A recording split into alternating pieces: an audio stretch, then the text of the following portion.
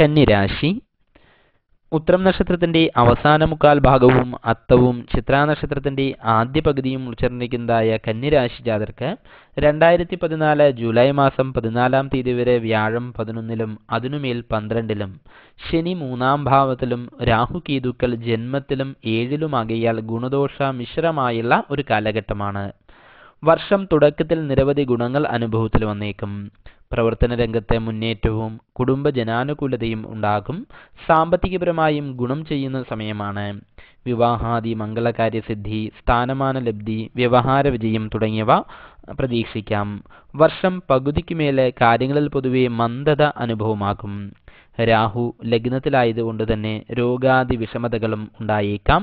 ദേഹത്തിൽ മുറിവ് ചതവുകൾക്കോ ശസ്ത്രക്രിയാദി വിഷമതകൾക്കോ സാധ്യതയുണ്ട്. പൂർവികമായുള്ള സമ്പത്തോ തടസ്സത്തിലുള്ളതായിരിക്കുന്ന വസ്തുവകകളോ ലഭിക്കുവാൻ സാധ്യതയുണ്ട്. രാഷ്ട്രീയക്കാർ, അധ്യാപകർ, അഭിഭാഷകർ എന്നിവർക്ക് അനുകൂല സമയമാണ്.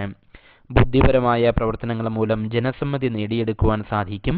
ഭാവിയിലേക്ക് ഗുണപ്രദമായ പല കാര്യങ്ങളും ചെയ്തു വെക്കുവാനും സാധിക്കുന്നതാണ്. അകൽച്ചയിലുള്ള ബന്ധുക്കൾ യോജിക്കുവാൻ സാധ്യതയുണ്ട്. മറ്റുള്ള വ്യക്തികളുടെ തെറ്റായ ഉപദേശങ്ങൾ സ്വീകരിക്കുക വഴി വിഷമതകൾ അനുഭവമായേക്കാം. ദോഷപരിഹാരാർത്ഥമായി ജന്മനക്ഷത്രം തോറും അവതാര വിഷ്ണു ക്ഷേത്രങ്ങളിൽ അർച്ചന മുതലായുള്ള വഴിപാടുകൾ നടത്തിക്കുന്നത് ഗുണം ചെയ്യും. വിഷ്ണു സഹസ്രനാമം മുതലായ സ്തോത്രങ്ങളും ജപിക്കുന്നത്